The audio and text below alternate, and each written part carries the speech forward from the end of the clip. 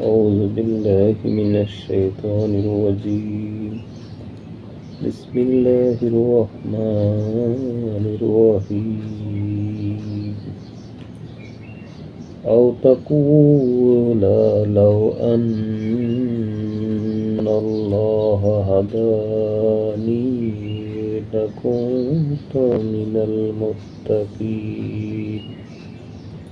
অথবা বলবে, হায় আল্লাহ যদি আমাকে হেদায়েত দান করতেন তাহলে আমিও মুত্তাকি লোকদের মধ্যে গণ্য হতাম। একথা বলার অবকাশ নাই যে আল্লাহ তাকে হেদায়েত দিলে সে হেদায়েত হতো।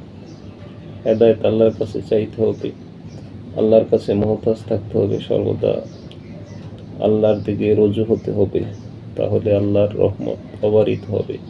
কিন্তু আমরা বসে বসে যদি বলি যে আল্লাহ আমাদেরকে হেদায়েত দিক, হেদায়েত দিলে আমরাও হেদায়েত প্রাপ্ত হইতাম, এটা কখনোই সম্ভব নয়। সাদাকাল্লাহুল আযীম।